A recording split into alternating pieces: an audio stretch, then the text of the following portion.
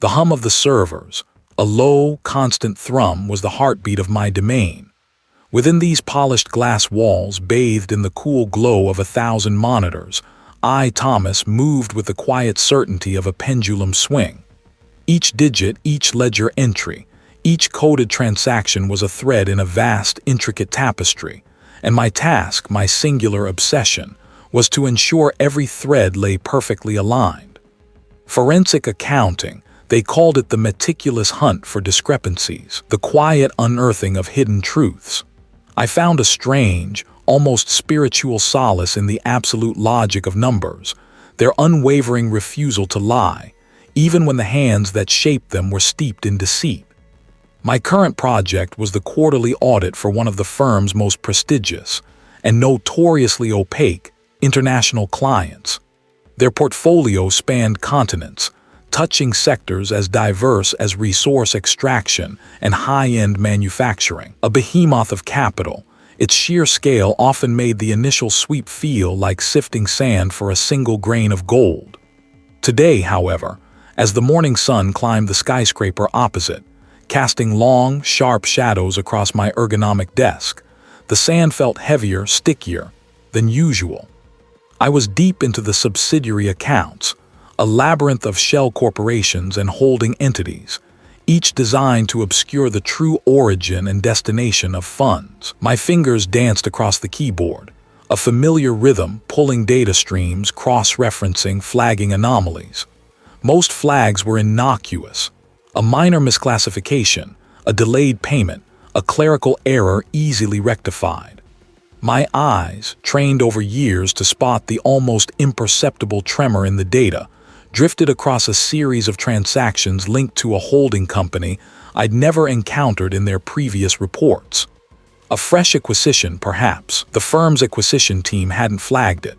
An oversight. Unlikely. The entity's name, a string of vaguely Latinate syllables, felt deliberately generic, almost designed to blend into the digital white noise. I isolated its ledger, the figures blooming on my screen in a sterile green font. It was a conduit, funneling significant sums from the client's main operational accounts into a network of smaller, equally obscure ventures. My brow furrowed. The amounts themselves weren't staggering in isolation, but their frequency, the pattern of their dispersal, began to prickle at the edges of my meticulous calm. I traced the funds further, following the digital breadcrumbs. They vanished into a series of offshore accounts, then reappeared, strangely laundered, through what appeared to be a legitimate, albeit thinly capitalized, import-export business based in a country known for its lax financial oversight. This wasn't just unusual, it was a deliberate obfuscation, a digital sleight of hand that whispered of intent. My initial instinct, honed by years of sniffing out fraud, buzzed with a low, insistent hum. This wasn't a glitch. This was a design. My chair creaked softly as I leaned closer to the screen, my breath fogging the cool glass for a moment. I began to build a visual map of the transactions, connecting the dots of capital flow. The lines on my screen, initially disparate, started to coalesce into a distinct shape. A funnel, wide at the top, narrowing to a point, then branching out into a spiderweb of smaller, untraceable payments. The sums involved, when aggregated, grew from merely suspicious to undeniably substantial. Hundreds of thousands, then millions, moving through this convoluted pipeline. A colleague, the junior analyst, walked past my cubicle, a stack of paper reports in his arms, his footsteps muffled by the thick carpet. He nodded, a fleeting, polite gesture. I merely grunted in return, my gaze locked on the shimmering data. I cross-referenced the import-export business's stated activities with global shipping manifests. The declared goods, agricultural machinery and industrial components, seemed legitimate enough on paper. But the volumes and frequencies of the alleged shipments didn't align with the financial transfers. There were significant payments for goods that either never arrived or were grossly overvalued. The digital paper trail, once so smooth and seamless, was now riddled with holes, deliberate omissions, and outright fabrications. This wasn't an error. This wasn't even standard corporate malfeasance. This was a sophisticated, systematic attempt to move immense sums of illicit capital. My mind, usually a fortress of logic, felt a sudden, sharp intrusion. An image flashed, stark and disorienting. A barren landscape under a moonless sky, the rough ground beneath my boots, the metallic scent of dust and something else, something primal, sharp. I saw a ragged opening in a wire barrier, a crude tear in the fabric of what should have been an impenetrable boundary. My focus snapped back to the screen, but the pristine order of the numbers now seemed tainted. This was not merely a glitch in the system. It was a gaping wound, artfully concealed, and the wound led directly to our firm's high-profile client, a client whose reputation was as unblemished as their financial statements now appeared to be stained. Money laundering, on an international scale. This wasn't some petty embezzlement. My hands, usually so steady, felt a tremor. The quiet hum of the servers now seemed to mock me, a drone of complicity. I was no longer merely a forensic accountant. I was an accidental witness, privy to a secret that felt too vast, too dangerous for the confines of my tidy office. The tension in the air thickened, palpable, as if the very walls of my cubicle had begun to press in. I had pulled a thread, and it felt as though the entire tapestry of my world was about to unravel. Each digit, each ledger entry, each coded transaction was a thread in a vast, intricate tapestry, and I had just found a knot, a dark, pulsing anomaly that defied all logic. The previous night, the chill of discovery had settled deep, but now, a new kind of heat burned within me, the fire of conviction, the urge to illuminate the shadows. My report, a lean stack of meticulously cross-referenced documents and annotated flowcharts, lay heavy in my briefcase. It wasn't just data. It was a story, a narrative of deceit woven through shell corporations and offshore accounts, culminating in a sum so staggering it made my fingers tremble even now. I had traced the currents of illicit wealth, followed the invisible lines of a vast, illicit network, and everything pointed to a sophisticated money laundering operation, far grander than anything I had ever encountered. The firm, my firm, was unwittingly, or perhaps wittingly, a conduit. I walked the hushed corridors, the polished marble reflecting my hurried steps.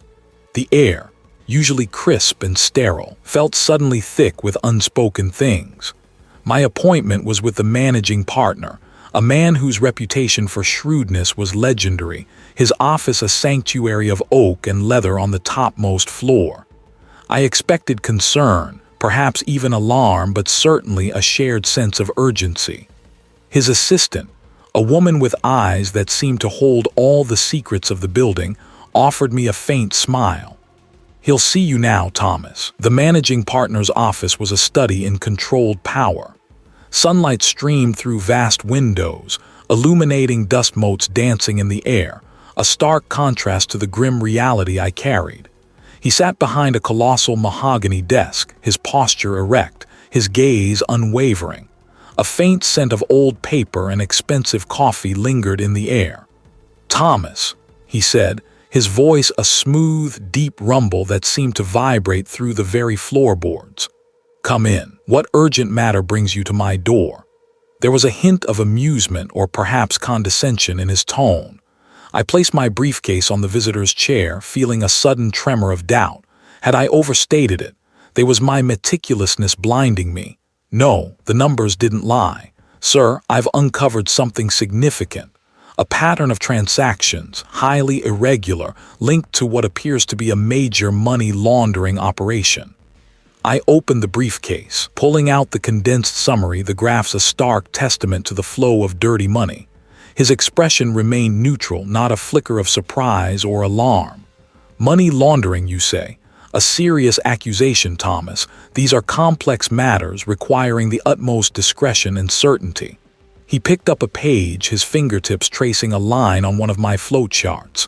"And you believe our firm is involved?" "As a conduit, yes, sir. The funds are routed through several of our holding accounts, obscured by layers of legitimate-looking transactions. The scale is unprecedented." I explained the structure, the shell companies, the inexplicable sudden influxes and rapid dispersals, feeling a desperate need to convey the gravity of my findings. He listened, his head tilted slightly, a slight smile playing on his lips. It wasn't a smile of warmth, but of assessment. When I finished, the silence stretched, heavy and profound. "Thomas," he began, finally setting down the report with a soft thud. "You are an exceptional forensic accountant. Your diligence is commendable, but sometimes, Thomas, one can be too diligent. See patterns where only coincidence resides." He paused, his gaze fixed on mine. "The firm operates on trust, on reputation. To suggest such a thing based on what you've presented, it's speculative. Highly so. We cannot afford to chase phantoms, particularly when they might damage our standing, our relationships with certain clients." My stomach clenched. "Sir, these aren't phantoms. The figures are irrefutable. The discrepancies are too large, too deliberate." "Discrepancies can be explained, Thomas. Human error, unforeseen market fluctuations, even strategic financial maneuvers that appear opaque to an outsider. This syndicate you allude to, do you understand the implications of such a claim? The kind of people you might be attempting to provoke?" His voice had dropped, now a low, almost intimate tone devoid of its earlier lightness. "A young man with a promising career, a family to consider. One must be wise, Thomas, choose battles carefully. Some battles are not yours to fight." He stood, signaling the end of the meeting. "I appreciate your zeal, Thomas, but I suggest you reevaluate these findings. Perhaps you've simply cast too wide a net. Focus on your core responsibilities. This investigation, it's concluded. We will handle any minor irregularities internally." He gestured vaguely at my report. He wasn't dismissing my findings, he was dismissing me. The corruption wasn't just a rogue element. It was a deeply rooted tendril reaching into the highest echelons of the firm. Back in my own office, the hum of the servers, once a comforting rhythm, now felt like a mocking drone. I picked up my phone, my thumb hovering over the contact for a trusted colleague, then hesitated. Who could I trust? The managing partner's words echoed, "a family to consider." Was that a warning or a threat? Later that evening, long after the office had emptied, a quiet desperation gnawed at me. I sat hunched over my keyboard, not reevaluating but digging deeper, confirming. The managing partner's dismissal felt less like a rebuke and more like a curtain being drawn over a stage of horrors. I needed to see what was behind that curtain. My search led me down less traveled digital paths, accessing obscure public records, cross-referencing news archives with the syndicate's suspected activities. I found a string of seemingly unrelated events, small local news stories buried under more sensational headlines, yet each resonated with the patterns I had identified. One particular article caught my eye, a brief, almost clinical report about an incident near the border. It spoke of a place, a specific desolate stretch of land. The image that accompanied the article was grainy, almost abstract, but it burned itself into my mind. A blurred photograph taken at night, illuminated by the harsh beam of a distant vehicle. A stark, brutal testament to the syndicate's reach, their ability to tear through barriers both physical and legal. The picture depicted not just a broken fence, but a broken world, a warning far more potent than any spoken word. This wasn't just about numbers anymore. This was about survival, and I had just stepped onto their battleground. The manager's words, heavy with dismissal, still echoed in the sterile chamber of my mind. This investigation, it's concluded. But the knot in my gut, a tightening coil of conviction, refused to unravel. My zeal, as he termed it, was no fleeting passion. It was the cold, hard logic of numbers screaming discord, a cacophony no polite suggestion could silence. I left that office feeling a strange blend of indignation and resolve, a quiet fire igniting beneath the meticulous surface of my existence. The firm's polished corridors, once a reassuring testament to order, now felt like a gilded cage. My work, once a source of pride, had become a theater of suppressed truths. I couldn't breathe. That night, under the indifferent gaze of the city, I transformed my small study into a clandestine nerve center. My personal laptop, a relic compared to the firm's encrypted behemoths, hummed with a rebellious energy. The phosphorescent glow of the screen painted my face in a ghastly hue, each digit a whispered accusation. I started where they told me to stop. I chased the ghosts of transactions, the phantom companies I'd glimpsed in the firm's ledgers, now unfettered by internal protocol. I delved into public registries, corporate filings across obscure jurisdictions, property deeds, and shipping manifests. My fingers danced across the keyboard, a relentless ballet of cross-referencing, pattern recognition, and anomaly hunting. A cluster of entities began to coalesce. Shell corporations, all registered in a tiny island nation I'd barely heard of, each a pristine, empty vessel. Their directors were often shared, a rotating cast of names that, upon deeper scrutiny, proved to be aliases, digital phantoms. What struck me beyond their sheer number was the unnerving precision of their financial movements. Millions flowed in and out, always balancing, always clean, never a misplaced comma or an unexpected decimal. It was too perfect, like a carefully orchestrated symphony played by ghosts. Then, a flicker, a small, almost imperceptible tremor in the meticulously crafted edifice. I found a series of recurring, modest payments, too small to trigger alarms, too frequent to be incidental, routed through a lesser-known port authority. These weren't the grand, sweeping transfers of the main scheme. They were like tiny tributaries feeding a monstrous river, each carrying a different, less obvious type of cargo. One particular series, linked to a company that claimed to deal in agricultural exports, caught my eye. The invoices showed shipments of high-value, perishable goods, but the receiving addresses were always different, often in remote, landlocked regions, far from any traditional agricultural market.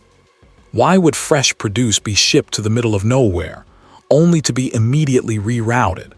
The deeper I dug into these smaller currents, the wider the net became. The agricultural export firm, a seemingly legitimate front, was merely a single thread in a vast, intricate tapestry. It wasn't just about shuffling money, it was about moving things. Precious, untraceable things. The scale of it began to reveal itself, not in abstract numbers on a spreadsheet, but in the sheer physical logistics I was unearthing. Hundreds of millions, yes, but also a network of warehouses, transportation hubs, and a terrifyingly efficient distribution system spanning continents. The sophistication was breathtaking, an unholy masterpiece of financial engineering and logistical prowess. This wasn't just a handful of crooked executives. This was a well-oiled, ruthlessly efficient global machine. My initial findings had been merely the tip of a colossal, submerged iceberg. A specific manifest, tied to one of the agricultural shipments, listed a delivery to a remote depot near a border. The coordinates, once cross-referenced with satellite imagery, pointed to an isolated structure. The wait that doesn't add up moment had morphed into a desperate need for visual confirmation. I needed to see it, touch it, know it. My old sedan, usually reserved for mundane errands, now carried the weight of my reckless pursuit. The drive was long, the asphalt giving way to gravel, then to a barely discernible track. The setting sun bled across the horizon, painting the sky in fiery streaks as I ventured further from the familiar glow of the city. I arrived at the location in the enveloping gloom, having parked a quarter-mile back and continued on foot. The wind, a dry, rasping breath, whipped dust devils across the desolate expanse. The barrier, a flimsy mesh of wire, had been shorn with brutal efficiency, leaving jagged teeth pointing skyward. Through the gap, the faint glow of distant, unidentifiable lights flickered like malevolent eyes. A shiver, not from the desert air, feathered its way up my spine. My heart hammered a frantic rhythm against my ribs, a percussion of fear and exhilaration. I crouched low behind a cluster of thorny scrub, the brittle branches scratching at my jacket. The air was thick with the scent of dry earth and something else, diesel fumes, faint but distinct. Two large vehicles, their engines idling, sat waiting. One was a heavily modified cargo truck, its rear doors reinforced. The other, a nondescript utility van. Figures moved between them, indistinct shapes in the encroaching night. I couldn't make out faces, only the purposeful sweep of their movements. They weren't loading agricultural goods. The cargo, glimpsed briefly as a vehicle's interior light flashed, was far too compact, too carefully handled for anything perishable. Boxes, heavy and uniform, passed from hand to hand. A voice, rough and low, carried on the wind.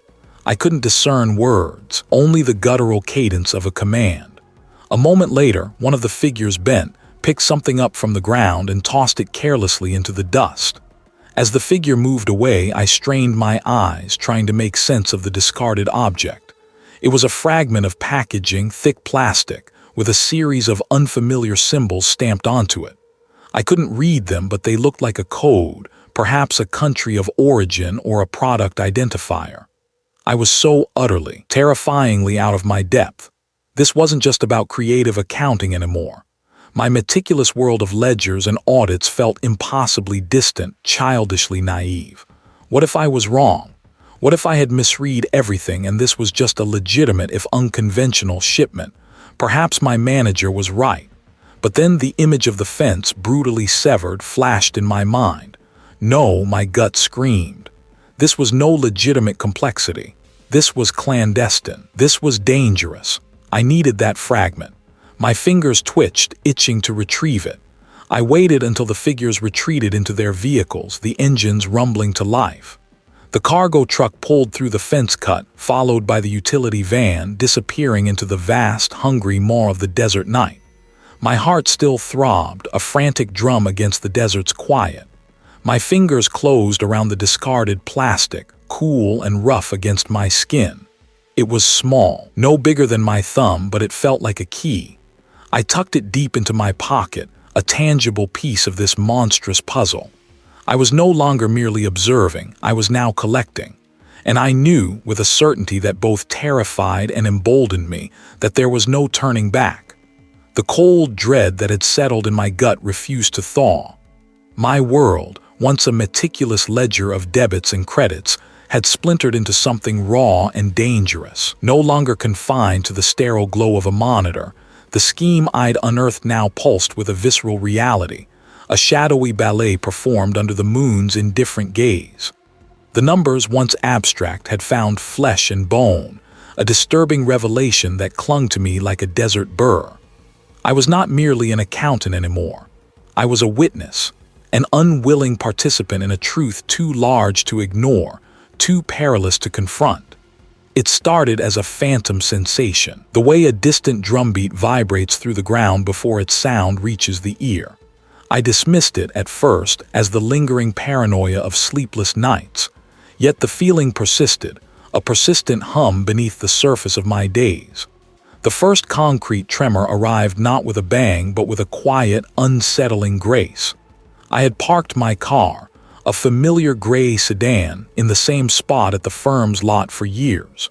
One Tuesday, as the last amber rays of the sun bled across the horizon, I approached it, my briefcase feeling heavier than usual. A faint smear on the driver's side window, a residue I couldn't quite place, caught my eye. It wasn't dirt nor a bird's mark. It was too precise, a faint, oily smudge, almost like a thumbprint wiped away, but not entirely. My gaze drifted to the rear passenger door, where a tiny, almost imperceptible scratch, fresh and bright against the paint, marred the surface. It was the kind of mark one might make with a key, a deliberate if subtle defacement. I hadn't noticed it that morning. Had someone been inside or merely left a calling card? The thought twisted my stomach.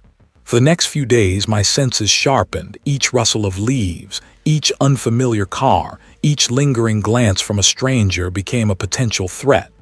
My routine, once a comforting rhythm, now felt like a predictable pattern for others to exploit. I started taking different routes home, varying my coffee shop, walking an extra block to my usual lunch spot. Each deviation was a tiny act of rebellion, a desperate attempt to break free from the invisible threads I felt tightening around me. One evening, as I exited a small, independent bookstore, the kind with dusty shelves and the scent of aged paper, I saw him. He was seated at an outdoor cafe across the street, nursing a lukewarm cup of tea. His face was unremarkable, a tapestry of bland features, but something in his posture, the way his eyes seemed to track without moving his head, snagged my attention. I'd seen him before, or someone like him. They was it outside my apartment building a week ago, or near the firm's entrance a few days prior. My memory, usually so precise with numbers, blurred with faces. I doubted myself momentarily. Was I truly seeing patterns, or merely imposing them on random passers-by? I walked on, quickening my pace, the weight of his unseen gaze pressing against my back. The next morning, an email, ostensibly from an anonymous tipster, landed in my personal inbox. The subject line was innocuous, regarding your recent query. My recent query to whom? I hadn't sent any external queries. My internal attempts had been stonewalled. The message itself was short, devoid of pleasantries. It contained only a single encrypted file and a cryptic line. Some things are best left undisturbed, Thomas. The desert holds many secrets. The word struck me like a physical blow. Thomas. My personal email was not widely known in the desert. The file, when I finally decrypted it using an old, secure program I'd kept from my freelance days, revealed a single, grainy photograph. It was taken from a distance, blurred but unmistakable. My own apartment building, captured from a vantage point across the street. A red circle had been drawn around my living room window. This wasn't just observation. It was a direct communication, a warning. They knew where I lived. They knew my name. They knew I was digging. The subtle surveillance had escalated into overt intimidation. The game had changed. Driven by a surge of defiant anger and a desperate need to understand the scope of the threat, I made a rash decision. That night, under a sky bruised purple and black, I drove.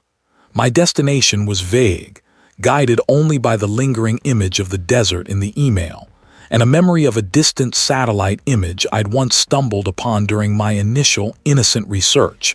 A desolate stretch near the border, scarred by faint, unofficial tracks. Hours later, the paved road gave way to gravel, then to a barely discernible track of compacted earth. The air grew thin, sharp with the scent of dry scrub and dust. My headlights cut through the inky blackness, revealing only an endless expanse of low-lying brush and jagged rock formations. The silence was absolute, broken only by the crunch of my tires. Then ahead, a faint, almost imperceptible disturbance in the horizon. I killed the engine, plunging myself into the profound quiet. The moon, a sliver of bone, offered just enough light to illuminate the scene. The fence, a rusted, wire mesh barrier stretched for miles in either direction, a futile attempt to demarcate an invisible line. But here, a gaping wound, a jagged tear, had been carved into its fabric. The cut was clean, precise, suggesting tools, not desperation. My breath hitched. This was it. The physical manifestation of the numbers, the illicit exchange. The scale of it, the sheer audacity of it, was breathtaking. A flicker of light, distant but distinct, caught my eye, then vanished. It wasn't a star. It was too low, too steady, too brief. A vehicle, perhaps, or a signal. My mind raced, connecting the dots, the tampered car, the bland man, the ominous email, and now this stark, undeniable evidence. They were here. They were active. And they knew I was watching. A sudden, sharp snap of a twig behind me sent a jolt through my entire body. I froze, every muscle tensed, my heart racing. I hadn't heard anyone approach. My hand instinctively reached for the heavy wrench I kept under my seat, a pathetic defense against an unseen foe. I slowly turned, my eyes scanning the impenetrable blackness behind my car. Nothing, or was it just the wind? Had they followed me here? Was this a trap? My initial determination wavered, replaced by a surge of raw, primal fear. I was out here, alone, exposed. My meticulous world of ledgers and audits felt a million miles away, a fragile illusion shattered by the harsh reality of this desolate landscape. But then a different emotion, hot and fierce, began to burn through the fear. They wanted me to back off. They wanted me to be intimidated. And for a moment I was. But the image of the fence, mangled and torn, and the thought of the vast, intricate network it represented, hardened my resolve. I wouldn't stop. Not now. I had seen too much. I would become as relentless as the desert wind, chipping away at their carefully constructed edifice until the truth stood exposed. Its pixels, coarse as desert sand, coalesced into a stark image. A chain-link fence, violently splayed open, a jagged maw in the barrier. Beyond it, a barren expanse stretched under a sky bruised with the last whispers of twilight. A specific, heavy-duty utility vehicle, one I recognized from the periphery of my brief, unsettling visit, was parked just inside the torn perimeter. It was the desert crossing point, fence-cut, darkness I had witnessed, rendered in stark, undeniable truth. The photo was not just a confirmation, it was a taunt. They knew I had seen it, they knew I was looking. The cryptic email, the sudden drop in my secure communications, it all converged, a silent, predatory circling. My breath hitched, a jagged shard in my throat. This wasn't merely a corporate scheme anymore, a ledger imbalance to be rectified. This was a living, breathing entity, its tendrils reaching, tightening. The following morning dawned under a sky of indifferent gray, but the world felt sharper, edged with an unseen menace. I walked through the rhythms of my day, a phantom limb of fear throbbing beneath my skin. It was in the late afternoon, as the city began its slow exhale towards evening, that the phantom became real. My wife called, his voice a thin, reedy thread of panic. "Thomas, something's wrong with the car." I was picking up our daughter from her friend's house, and there was this awful wobbling, a shuddering. I had to pull over. My blood, sluggish moments before, surged with a sudden icy heat. "Is she all right? Are I all right?" The words tore from me, raw and desperate. Yes, we're fine," she managed, a shaky breath. "But the front wheel, it looks like it's coming off. I barely made it." I told her to stay put, to not touch anything, my mind racing, a frantic carousel of worst-case scenarios. I grabbed my keys, the mundane weight of them suddenly profound, and sprinted from the office. Each red light, each slow driver felt like a deliberate obstruction, a cruel delay in reaching what mattered most. I found them on a quiet residential street, the car listing precariously. My daughter, small and oblivious, was kicking at a loose pebble by the curb, humming a tuneless song. My wife stood by the front passenger wheel, her face pale, her hands clasped tightly. I knelt, my gaze fixed on the wheel. The air seemed to thicken, pressing in on me. One lug nut was entirely missing. Another 3 were loose, spun almost to the point of detachment. A few more miles, a higher speed, a sharper turn, and the wheel would have ripped free, sending the car careening. This was not an accident. This was deliberate, precise, and utterly terrifying. This wasn't a warning, it was a declaration. They hadn't just touched my life. They had reached for the fragile, precious core of it. My daughter, humming her innocent tune, was a hair's breadth from a disaster orchestrated by unseen hands. I tightened the remaining nuts with the wrench from the trunk, my hands shaking not from fear, but from a burgeoning fury. Each turn of the tool was a silent vow. My wife watched me, her eyes wide with unasked questions, her unspoken understanding a heavy weight between us. I forced a smile, a brittle mask for the storm raging within. "Just a fluke, darling. Someone probably forgot to tighten them properly last time." The lie tasted like ash. Later that evening, after I had ensured the car was safely parked and called for a proper inspection, after I had tucked my daughter into bed, her small hand warm in mine, the rage solidified into an unbreakable resolve. I sat in the hushed stillness of my study, the grainy photo still displayed on the screen of my old, secure laptop. I had been playing their game, cautious, clandestine, trying to understand the rules, but they had changed them. They had crossed a line, one etched in the very fabric of my being. The fear that had gnawed at me, the doubt that had whispered in my ear, now evaporated, replaced by a fierce, protective fire. I was no longer just a forensic accountant unraveling a corporate scheme. I was a man defending his family, and that changed everything. The intricate web of accounts, the shell companies, the offshore transfers, they were no longer just puzzles to be solved. They were weapons, and I would learn how to wield them. This was war, and I would fight it with every fiber of my being, every calculated risk, every hidden truth I could expose. They had made a profound mistake. They had underestimated the power of a father's fury. I would find every thread, every name, every transaction, and I would pull until their entire edifice crumbled. My quiet life had been shattered, but in its fragmentation, a new, harder core had formed. I would make them regret the day they had dared to touch what was mine. The world outside my car window was a streaky watercolor, smeared by the rush of speed and the frantic drumming of rain. Each drop, a small hammer blow against the windshield, echoed the frantic thrumming in my chest. The image of the empty office, the stillness I'd left behind, was a phantom limb, aching with a terror I couldn't articulate. My breath hitched, a jagged intake of cold air. I had left her there, vulnerable, exposed to the same unseen predator that now stalked my every thought. The thought was a shard of ice in my gut. What kind of protection was I offering? What kind of man was I becoming, running from a shadow? My initial plan, a meticulously crafted strategy of internal reporting, felt like a child's drawing now, ripped and scattered by a sudden storm. The corporate structure, once a fortress of order, was a labyrinth of mirrored walls, reflecting only my own growing desperation. They weren't just obstructing, they were actively shielding. I was a single, fragile thread against a loom of steel. My resources were finite, their reach boundless. I needed another vector, an external force, something beyond the firm's corrupt embrace. The name swam before my eyes: a disgraced former colleague, a skeptical investigative journalist, a disillusioned law enforcement contact. Each carried their own baggage, their own scars. Each represented a monumental risk. The journalist would sensationalize, perhaps, but could they truly grasp the intricate financial web I'd untangled? My former colleague, brilliant but volatile, had already been burned. Then there was the former officer.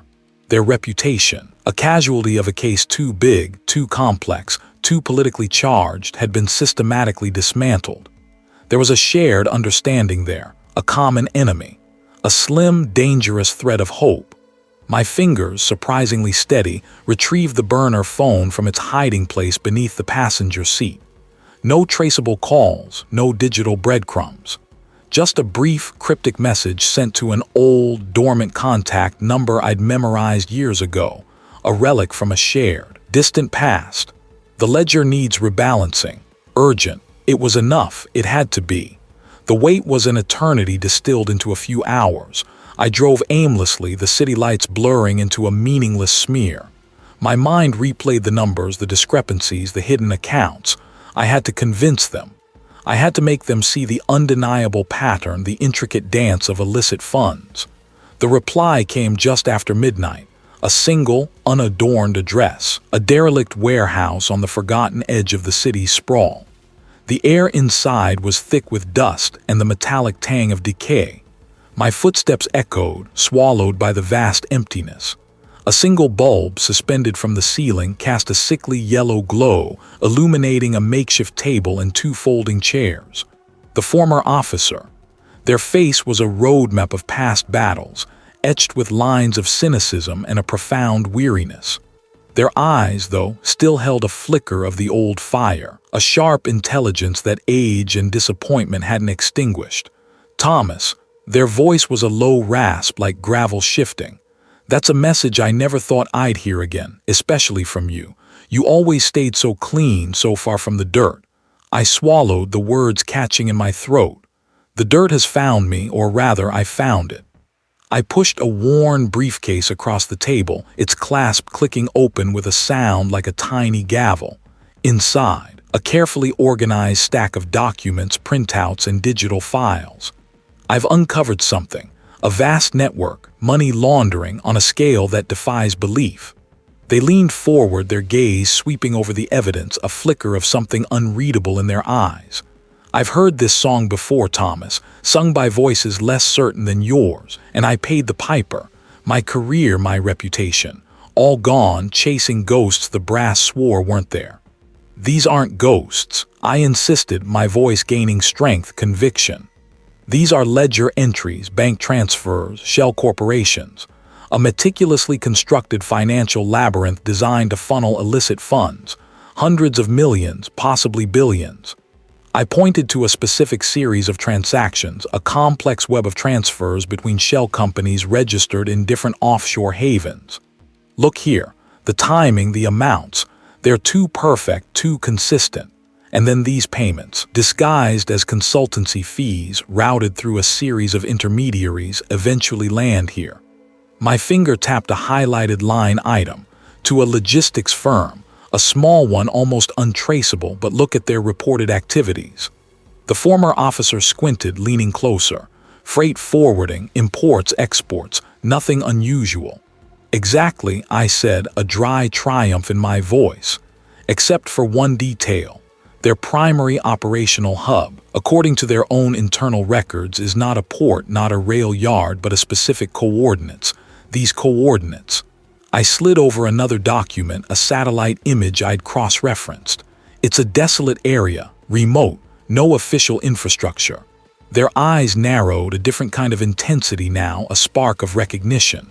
I know that area, or one like it, miles from anything. Why would a logistics firm operate there? Because it's not for official cargo. I explained, the words tumbling out now, faster, more urgent. The money is being moved to facilitate something else, something illegal.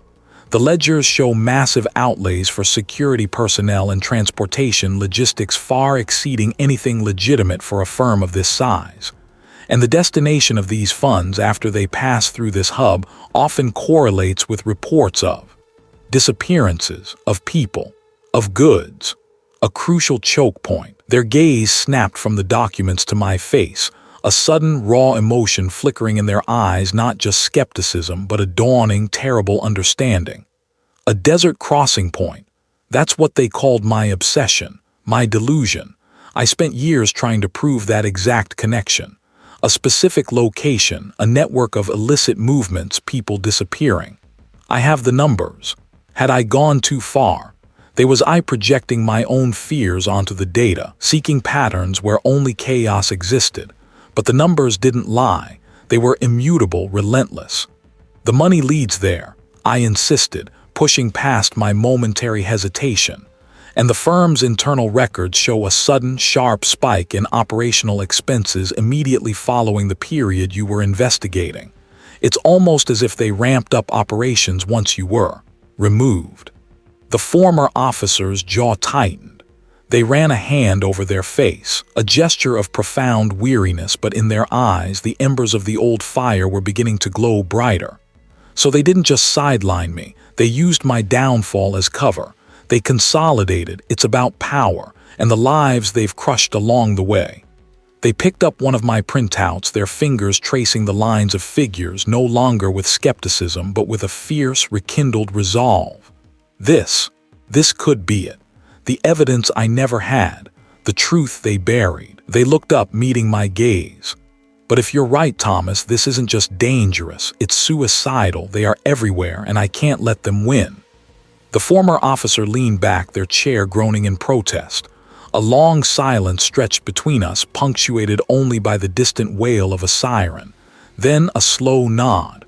All right, Thomas, show me everything, every last digit, every hidden account. We're going to pull this thread and we're going to see where it leads. But understand this, once we start, there's no going back. I was no longer alone. The engine of the borrowed sedan sighed into the profound quiet, a final metallic exhalation before surrendering to the vast, encompassing silence. I stepped out, my boots sinking slightly into the loose, warm earth. The air, thin and tasting of dust, held the lingering ghost of sun-baked rock, now cooled by the encroaching night. Above, a sliver of moon, a broken fingernail in the ink-black canvas, did little to pierce the profound shroud. I was at the edge of the world where the asphalt surrendered to the grit of the earth, where the very notion of a boundary seemed to dissolve into an infinite expanse. This was the desert crossing point, fence cut, darkness, a phrase whispered in my mind, a chilling mantra of my desperate pilgrimage. My breath hitched, a ragged thing caught in my throat. I moved with an unnatural stealth, each footfall a deliberate, muffled press into the sand. I had come seeking answers, following a breadcrumb trail of illicit transfers and phantom corporations, a thread pulled from the tangled skein of numbers I'd meticulously unraveled. But this desolate expanse felt less like a discovery and more like a carefully baited trap. A flicker of movement ahead, barely a ripple in the profound obscurity, tugged at my peripheral vision. Not a coyote, not the wind, something else. My gut tightened, a cold fist clenching. A sudden, sharp beam of light, brutally white, sliced through the night, pinning me in its unforgiving glare. Before my eyes could adjust, a rough hand clamped over my mouth, smelling faintly of sweat and something metallic. Another hand, strong and unyielding, yanked my arm, twisting it behind my back. My well-practiced composure, the meticulous calm of the forensic accountant, dissolved into raw animal instinct. I fought, a frantic, desperate thrashing against the unseen assailant. A low, guttural grunt vibrated against my ear, a sound of exertion from a foe whose grip was like iron bands. In the chaotic tumble, my hand, flailing wildly, brushed against something small, hard, and metallic protruding from the assailant's utility belt. It felt like a flash drive, but heavier, more robust, with a ridged texture.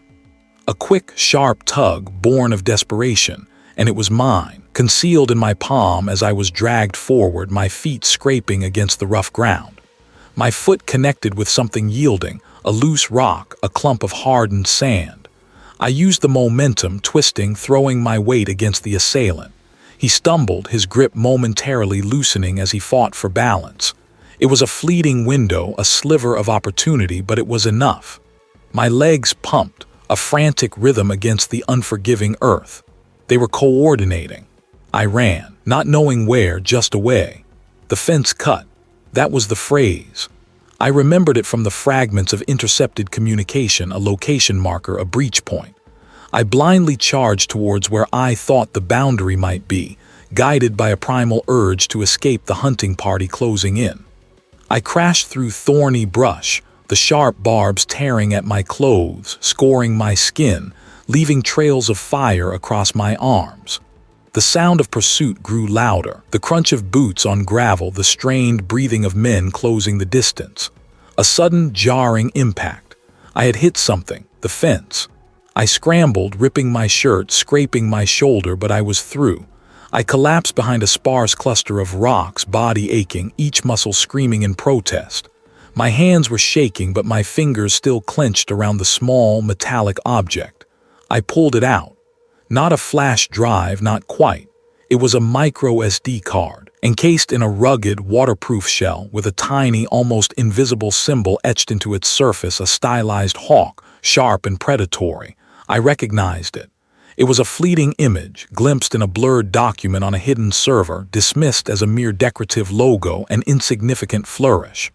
But now, here, clutched in my hand, it screamed significance. This wasn't just an organization. This was their mark. The syndicate's signature, undeniable, tangible. My mind raced, connecting the disparate threads. It wasn't just a money drop. Money moved digitally, invisibly. A physical crossing point, a breach in a physical barrier, implied something else entirely. This was a conduit, a passage for something material. The hawk symbol on the card confirmed it. What could be so important, so sensitive, that it needed to be trafficked through such a perilous, clandestine route? I had thought I was hunting a financial ghost, a paper tiger, but they were flesh and blood, ruthless and efficient, and they had found me. They had tried to take me. The fragile hope I'd felt, the sense of not being alone, now felt like a cruel jest. I was alone more so than ever before. The colleague who had hinted at support, the vague assurances, they felt like distant echoes, drowned out by the present danger. My initial assumption that the obstruction I faced was merely corporate self-preservation now seemed naive, almost childish. This wasn't just about hiding dirty money. This was about power, about control, about silencing anyone who dared to peer behind the curtain of their sprawling, insidious empire. I couldn't go back to my apartment. I couldn't contact anyone from the firm. My phone, if they hadn't already tracked it, would be a beacon, a homing signal.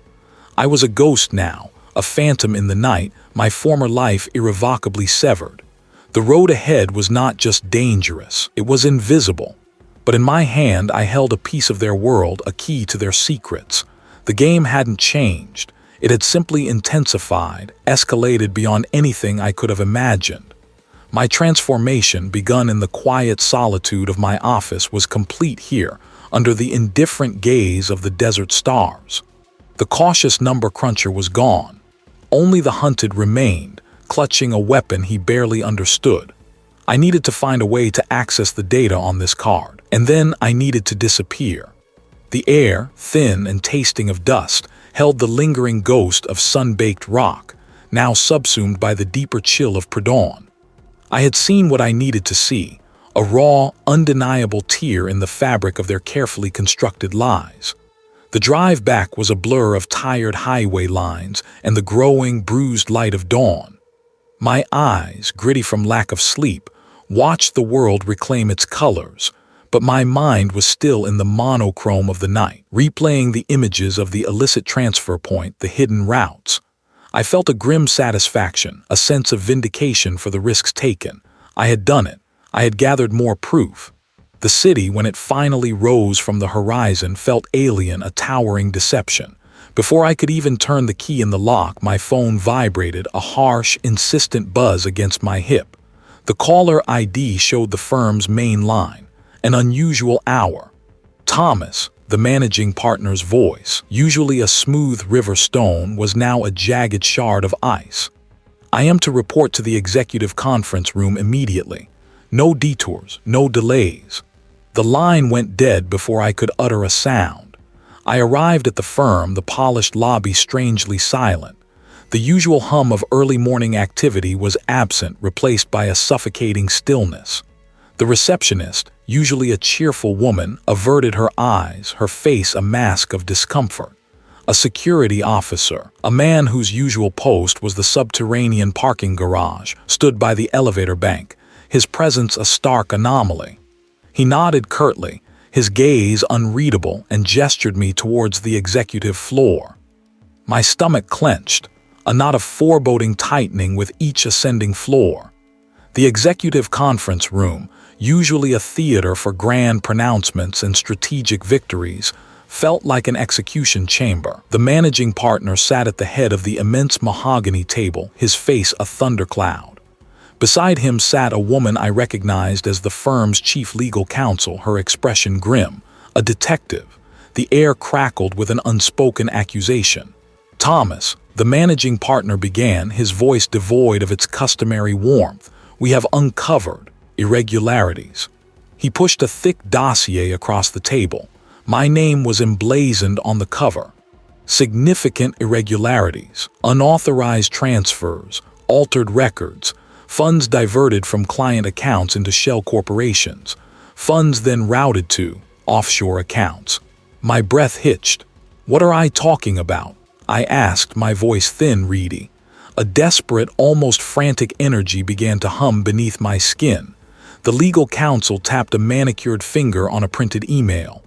"This, Thomas, is an instruction from my email address, authorizing the transfer of $3 million from the Sterling account to a numbered entity in the Caymans. I never sent that. That's not my signature, not my writing style. The routing numbers are all wrong for Sterling." My mind, trained to spot the minutiae of financial fraud, instantly saw the subtle, almost imperceptible flaws. The font on the date stamp was a fraction off. The spacing in my supposed digital signature was inconsistent with my usual macros. These were ghost errors, the kind only a hyper-vigilant forensic eye would catch, but they were there. "And I regret to inform you, a substantial deposit into your personal offshore account last week, matching the amount diverted from the Sterling account." My personal offshore account. I stammered, the words foreign and absurd on my tongue. I had no such account. This was a nightmare. This was their retaliation. The detective, who had remained silent until now, leaned forward, his eyes like chips of flint fixed on mine. "Mr. Thomas, we have a warrant for your arrest on charges of corporate espionage and grand embezzlement. Your office has been sealed. Your access to firm systems has been revoked." The words hit me like a physical blow, stealing the air from my lungs. My meticulously built career, my reputation, my very identity, all of it crumbling into dust. I tried to explain, to articulate the syndicate, the scheme, the proof I had gathered just hours ago at the desert crossing point. But my words were a frantic jumble, lost in the icy reception. "We understand this is a difficult situation, Thomas," the legal counsel said, his voice a practiced monotone of false sympathy. "But the evidence is overwhelming. Effective immediately, your employment with the firm is terminated." The security officer stepped forward, a hand resting on my arm. It wasn't aggressive, but it was firm, an unspoken command.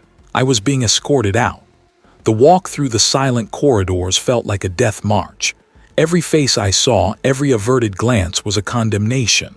My colleagues, once familiar faces, now looked through me or away from me as if I carried a contagion. Outside, the harsh morning light offered no solace.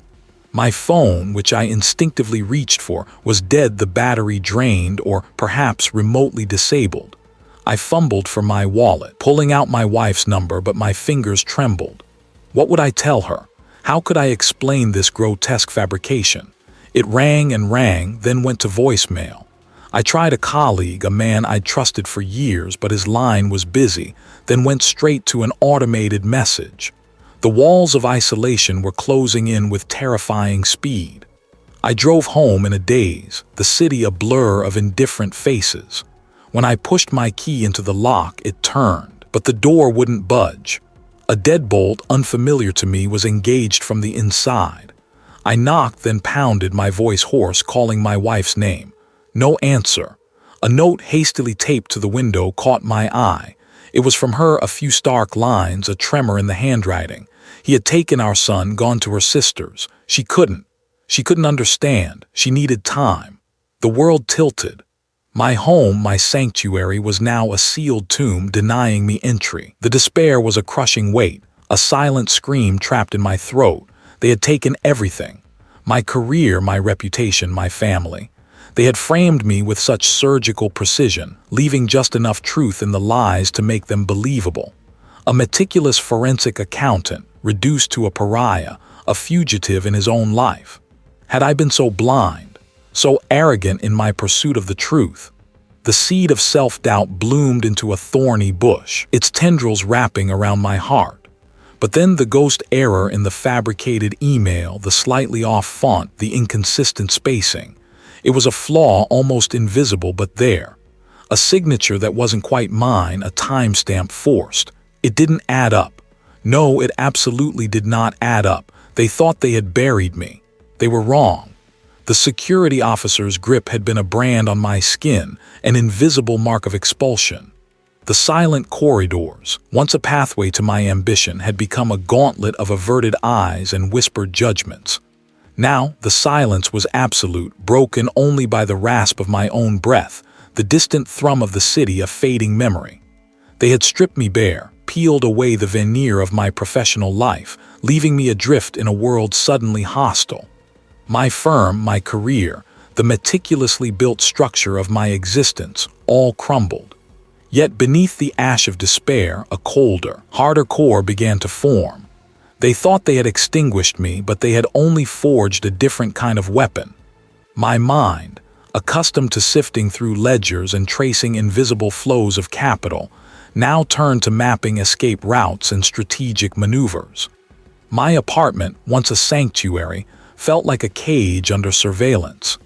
I moved like a ghost through the city's underbelly, shedding digital footprints, making myself untraceable. I carried only what was essential: a small, battered laptop, an external drive filled with the fragments of their intricate web, and the gnawing certainty that my life, and perhaps my family's, hung by a thread thinner than any decimal point I'd ever balanced.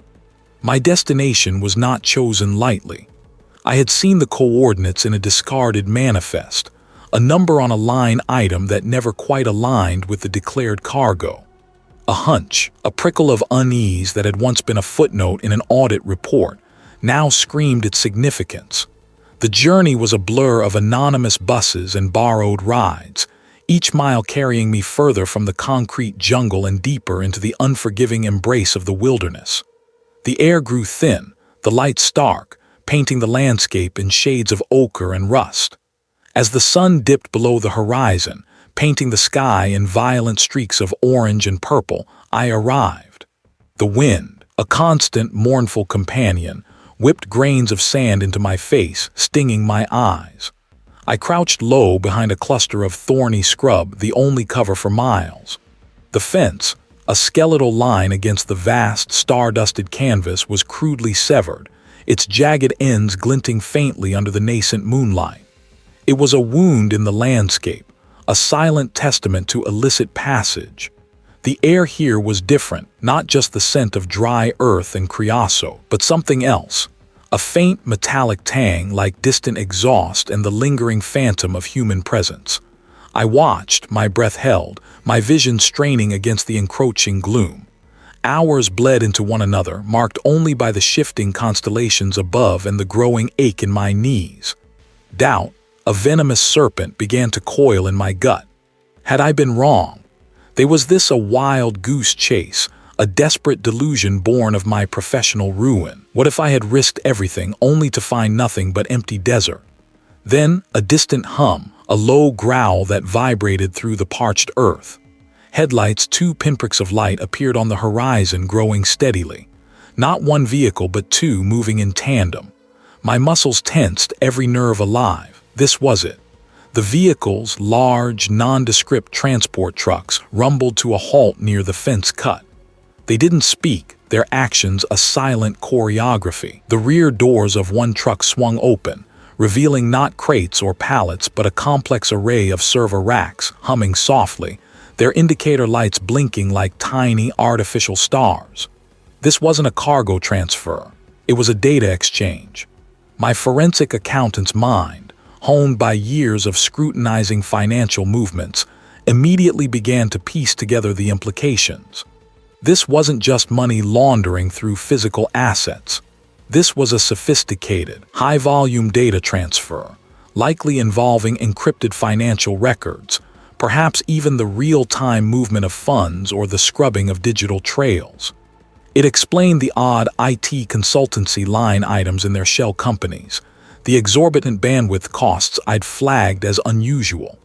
One of the figures, broader than the others, began connecting cables between the server racks in the truck and a series of ruggedized cases brought from the second vehicle. As he bent, the faint glow from one of the server's screens illuminated his face for a fleeting moment. A jagged scar, a pale lightning bolt, slashed across his left cheek. My breath caught. I had seen that scar before, not in person, but in a grainy surveillance photo attached to a security report I dismissed as unrelated to my financial audit. A report detailing an incident at a remote data center that had been attributed to a simple power surge. The pieces slammed together with a sickening clarity. The power surge had been a cover for a data heist, and the scarred man was involved. But more than that, I remembered an expense report, long ago, for a security consultant who had billed for travel to the exact region where that data center was located. The name on the report, a pseudonym I had recognized only now, was tied to a shell company that had been a minor anomaly in my early investigations, a company whose primary function appeared to be acquiring high-grade server equipment and leasing it out. That was the reveal. The security consultant wasn't protecting assets. He was facilitating their digital theft and transfer. The shell company wasn't just leasing servers. It was providing the infrastructure for this entire clandestine operation. The physical assets, the cash, the illicit goods, they were just the tangible face of a much larger, more insidious digital network. They hadn't just moved dirty money. They had built a parallel financial system, hidden in plain sight, leveraging seemingly legitimate businesses. My mind raced, connecting the dots. The weight that doesn't add up moments from countless ledgers now coalesced into a terrifyingly coherent picture.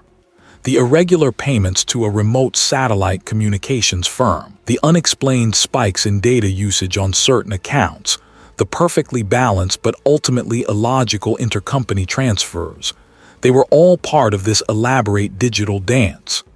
My plan began to crystallize, born from the crucible of my fear and fury.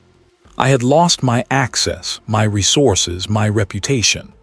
But I still had my intellect, my understanding of their financial architecture, and the fragments of data I had salvaged. I couldn't fight them with their brute force, but I could dismantle them with their own numbers.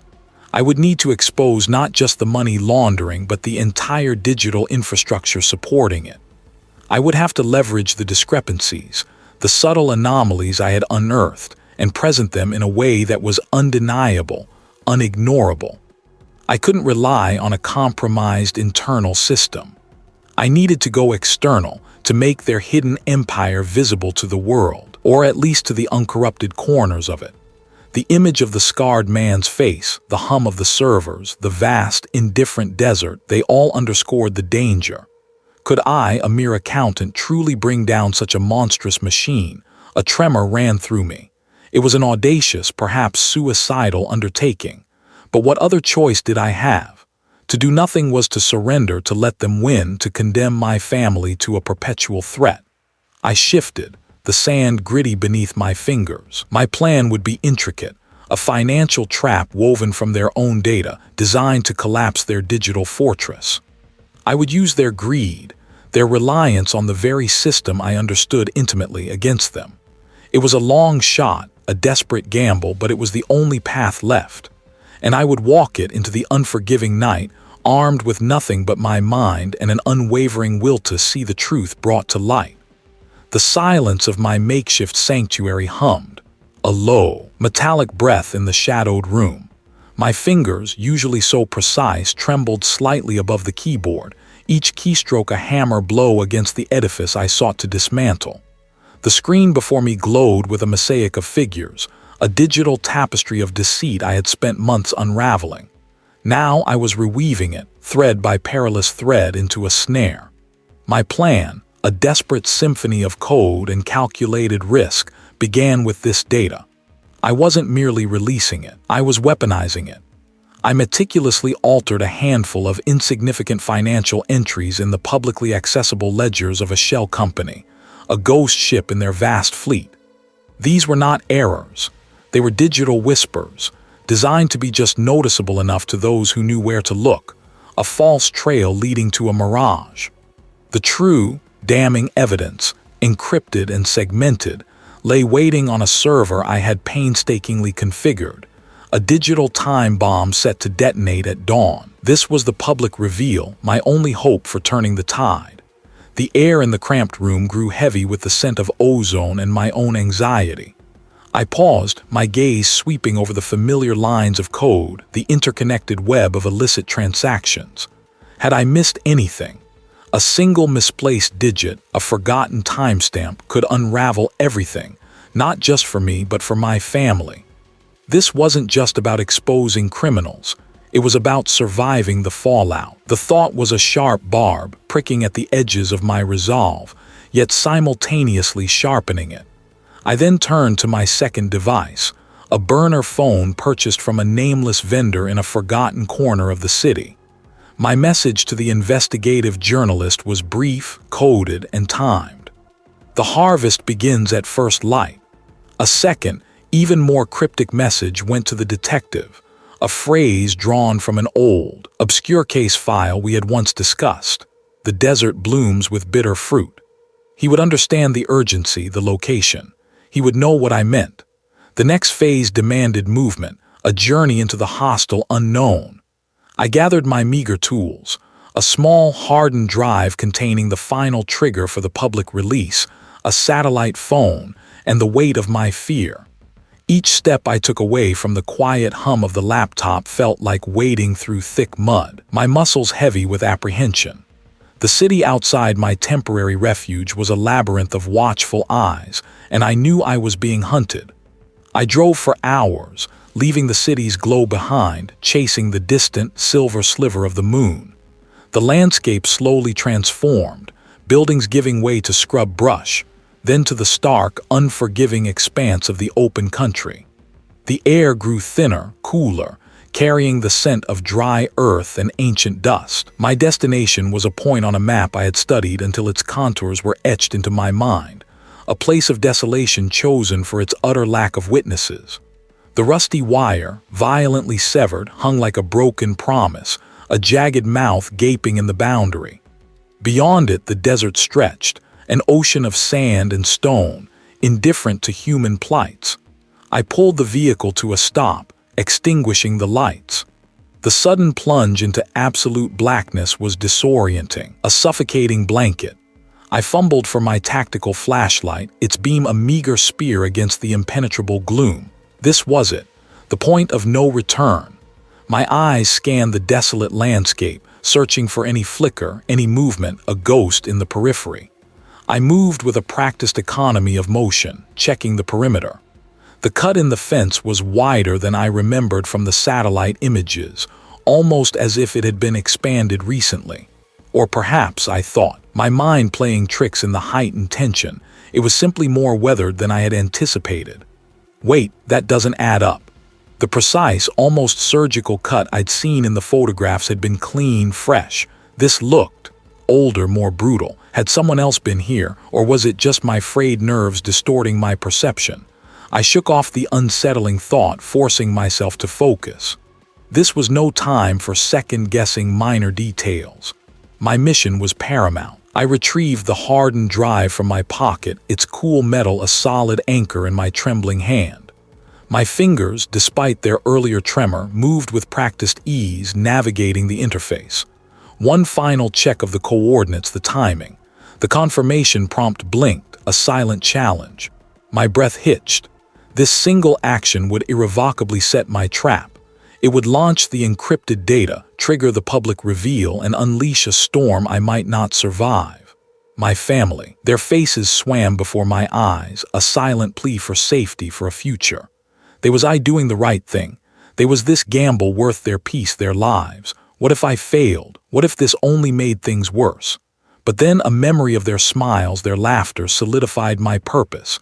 I had no other choice. With a surge of fierce determination, I pressed the button. A small green light flickered on the device, confirming the transmission. The trap was set. The data was now in motion, a digital tide inexorably rising. I stood there for a long moment, the cold wind biting at my exposed skin, feeling utterly exposed, yet strangely exhilarated. The game had truly begun. The waiting, I knew, would be the hardest part. The desert wind, a phantom sculptor, etched new patterns in the sand, sifting grains over my worn boots. I stood at the very edge of the world, or so it felt, where the last whispers of civilization surrendered to an ancient, unforgiving expanse. Ahead, a ragged line of wire, crudely mended in places, marked the desert crossing point, fence-cut darkness. The moon, a sliver of bone, offered little solace, merely outlining the jagged silhouette of distant mesas. My breath hitched, a dry catch in my throat, not from the dust, but from the precipice on which I now teetered. My fingers, usually so adept at dissecting ledgers, now clutched the cold metal of a small, hardened device. It pulsed with a faint, reassuring warmth, a tiny heart holding the truth I had painstakingly unearthed. Tonight the cancer would be excised, or it would consume me whole. A flicker of light, a distant, hesitant beacon, snagged my gaze. Headlights. Not the sharp, purposeful beams of the law, but the dull, clandestine glow of those who preferred to operate beyond its reach. My blood quickened, a drumbeat in my ears mirroring the throb of the device. This was it. The exchange. The final, damning transaction I had tracked across continents and through a labyrinth of shell corporations. The wire snagged my jacket, a minor tear, but I barely registered it. Each step was deliberate, a silent prayer against the crunch of gravel or the shift of sand. I found cover behind a cluster of gnarled mesquite, their branches like skeletal arms reaching for the heavens. From this vantage, I could observe the tableau unfolding before me. The vehicles formed a rough semicircle. I recognized the swagger of the firm's executive, a man whose smile had once been a mask of geniality, now stripped bare to reveal the predator beneath. He moved with an almost regal air, surveying his domain, his voice a low rumble I could not quite discern. Beside him, the syndicate's enforcer, a hulking presence known only by his reputation for brutal efficiency, stood like a sentinel. What if I've miscalculated? What if this is a trap? The thought, fleeting but potent, threatened to unravel my resolve. But then I remembered the faces of my family, the innocent lives I sought to protect, and the doubt solidified into resolve. A large, armored transport, unlike the others, was being unloaded. Crates, not the kind that held legitimate goods. My internal calculations, refined over sleepless nights, clicked into place. This wasn't just money laundering. It was the physical transfer of illicit gains, perhaps even more. I activated the device, a tiny red light blinking to confirm its readiness. It was a broadcasting unit, designed to piggyback onto the nearest satellite signal, streaming the captured financial data, the encrypted communications, the irrefutable evidence directly to a secure server I had prearranged with the authorities. My only window was now, during the chaos of the transfer, when their own signals would be active, when their guard might be momentarily lowered. Thomas. The name, sharp and precise, sliced through the night. My breath caught, my cover was blown. The executive, his head cocked, was staring directly at my hiding place. He must have known I was coming, or perhaps he had simply anticipated someone. The shell companies, the transfers, the offshore accounts, I have it all. The executive's face, illuminated by the pale glow of a handheld lamp one of his subordinates now held, twisted into a sneer. Brave words for a numbers man, Thomas, but what do you have, really? A handful of spreadsheets. You think you can take down an empire with a calculator? More than a calculator, I retorted, holding up the device. Its red light continued to pulse, a defiant heartbeat in my palm. I have the truth, and it's already on its way. I hoped it was. The transmission bar on the tiny screen was still filling, agonizingly slow. I scrambled backward, my foot catching on a loose rock. I stumbled, nearly falling, but regained my balance, eyes darting for an escape route. The other syndicate members, previously focused on the crates, now turned their attention to me, their faces grim, their hands straying to concealed weapons. Fool, the executive hissed, his voice devoid of its former corporate polish, now sharp with menace. You should have stayed buried in your ledgers. Now you'll be buried in the sand. The enforcer was upon me. I ducked under his sweeping arm, feeling the wind of his passage. I darted towards the fence cut, a desperate gamble. If I could get through, maybe, just maybe, I could create enough distance for the signal to complete its journey. A shot rang out, impossibly loud in the vast emptiness, kicking up sand inches from my feet. Not the enforcer. He was too close. It was one of the other figures, a sniper perhaps, positioned to cover the operation. My heart hammered against my ribs, a frantic bird trapped in a cage.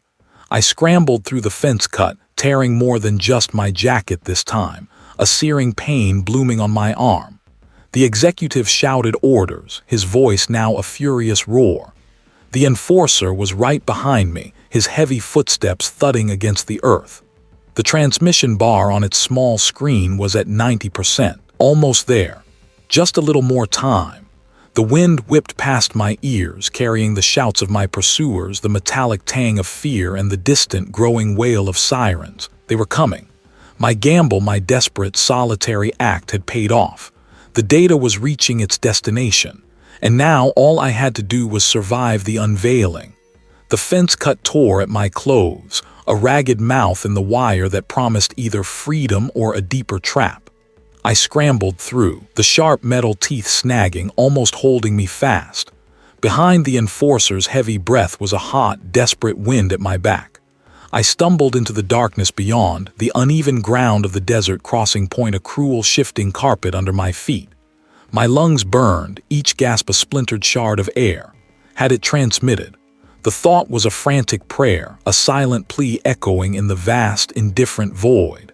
Then the world changed. A distant siren, a thin wail at first, then growing, swelling, until it ripped through the night like a banshee's shriek. I heard shouts, not the enforcer's guttural curses, but sharp, authoritative commands. I risked a glance back. He was a statue, silhouetted against the approaching beams, his formidable presence shrinking under the sudden, overwhelming light. Figures spilled from the vehicles, moving with a practiced urgency. They were everywhere, swift and decisive. The enforcer was tackled, a sudden, brutal efficiency that left him sprawling in the dust. More figures, men I hadn't seen, were flushed from the sparse scrubland, hands raised, faces illuminated in the harsh glare. The digital ghosts I had chased for so long had finally taken flesh, captured in the harsh glare of police flashlights. A hand, firm but not aggressive, landed on my shoulder. I flinched, my body still coiled for flight. "Thomas," a voice, calm and deep, asked. I turned, my eyes still adjusting to the sudden brightness. He was the detective, the one I had spoken to in hushed tones, the one who had believed the impossible. "It went through," I croaked, my throat raw. "The data, everything." A flicker of something, relief, satisfaction, crossed his features. "We got it just in time. You did good, Thomas."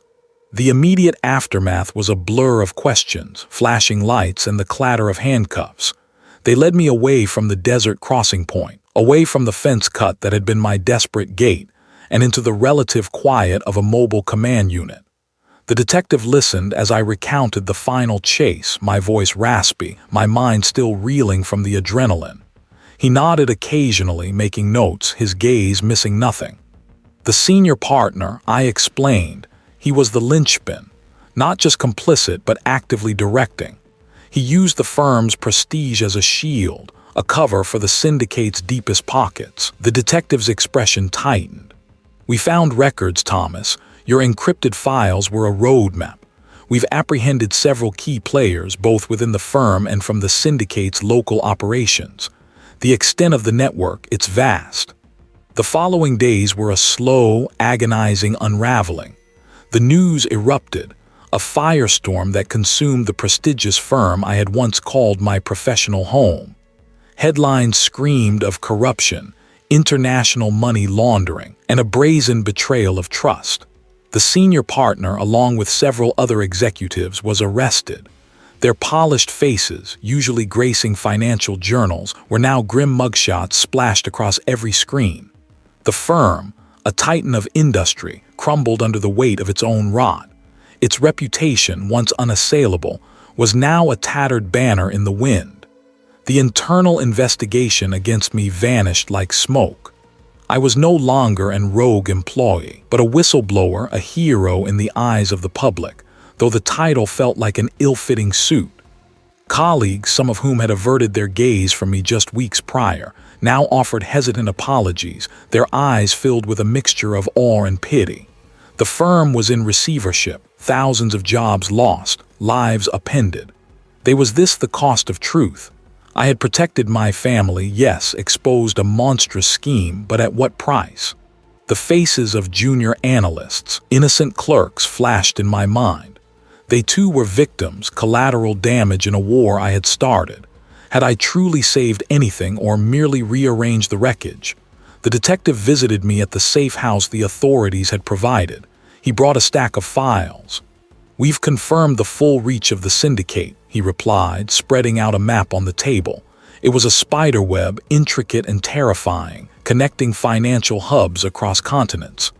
"Your data, Thomas, didn't just expose the firm. It gave us the missing links to dismantle their entire operation, or at least cripple it significantly." He pointed to a specific node on the map, a name I hadn't seen before, a shell corporation in an obscure tax haven. This was the real master key, the ultimate recipient. It was controlled by a figure known only as the architect until now. We've initiated a global manhunt. The reveal was staggering. The man I had pursued, the senior partner, was merely a high-level manager in a much grander, more sinister enterprise. My relief, though profound, was tempered by this new, unsettling knowledge. The battle might have been won, but the war, it seemed, had merely entered a new, more elusive phase. I looked out the window at the city lights twinkling in the distance, a world I had fought to protect, now irrevocably changed. The fight had transformed me, stripped away the careful layers of my old life. I was no longer just Thomas, the forensic accountant. The world, once a meticulous ledger of debits and credits, had splintered into shards of fear and triumph. The senior partner, a man whose smile had always felt too wide, too practiced, was gone from the polished halls, his reign concluded not by retirement, but by the cold hand of justice.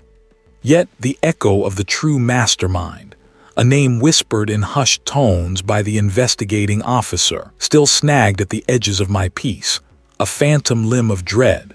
Victory, I learned, was not a destination, but a brief respite on a longer, more arduous journey. My fingers, once accustomed to the cool click of a keyboard, now traced the small, warm hand of my child. The sun, a golden bomb, spilled across our kitchen table, illuminating the faint lines of worry that still etched the corners of my wife's eyes. We ate breakfast in a silence richer than any conversation, a quiet tapestry woven from shared trauma and the fragile threads of rebuilding. I watched my child spread jam on toast, a simple act, yet it felt monumental, a testament to the everyday miracles we had almost lost. My wife caught my gaze, a flicker of understanding passing between us, a silent promise that we would navigate this new landscape together, scarred but not broken. There were days I felt the ghost of my former self, a man who believed in the absolute purity of numbers, who saw the world in black and white. I would wake in the pre-dawn hours, the phantom scent of stale cigarette smoke and fear clinging to my skin, and wonder if I had truly done the right thing. Had I endangered everything I held dear for a truth that perhaps should have remained buried? The doubt, a persistent hum, often threatened to drown out the quiet triumph. They was this new man, forged in the fires of necessity, a better man, or merely a more dangerous one? That moment, shrouded in the vast, indifferent night, had been a threshold, irrevocably altering the trajectory of my existence. I had crossed it not as a cautious accountant, but as a man shedding his skin, prepared to fight for survival, for justice, for the very breath of my family. The memory was not just of danger, but of the fierce, unyielding resolve born in that desolate place. The firm, of course, was no longer an option. My resignation had been swift, devoid of sentiment. The investigating officer, a man with weary eyes and an unwavering sense of duty, had offered a path. Not a return to the pristine world of corporate finance, but something altogether different. He spoke of public service, of lending my peculiar talents to a nascent division focused on unraveling the intricate financial webs of those who believed themselves untouchable. It was a quieter role, he assured me, away from the front line, yet still vital. The thought of it, of channeling my skills into something unambiguously good, sparked a flicker of purpose I hadn't felt since before the ledgers began to lie. The office, when I visited, was a stark contrast to the gleaming towers I had known. He was located in a refurbished warehouse. Its windows looked out onto a bustling dock, the air thick with the scent of salt and industry. My new colleagues, a diverse group of former investigators and analysts, greeted me with nods that held a silent understanding, an acknowledgement of the battles fought in different arenas. There was a quiet intensity here, a shared commitment to exposing the rot beneath the surface of society. The investigating officer had been clear. The true architect, the puppet master behind the senior partner, was still at large. He was a ghost in the system, a name known only to a select few, his reach vast, his methods ruthless. This knowledge was a constant, low thrum beneath the surface of my new life, a reminder that the world I had stumbled into was far larger, far more dangerous than I had ever imagined. My family was safe, protected, but the vigilance I had learned was now a permanent part of me, a quiet hum in my blood. One evening, as the sun dipped below the horizon, painting the sky in hues of fiery orange and bruised purple, I stood by the window of our new, smaller home. My wife joined me, her hand finding mine. My child's laughter drifted from the next room, a melody of innocence I vowed to protect with every fiber of my being. The scars, both visible and invisible, remained. Yet, looking out at the vast, unfolding canvas of the evening sky, a cautious hope bloomed in my chest. I was no longer the man who merely balanced books.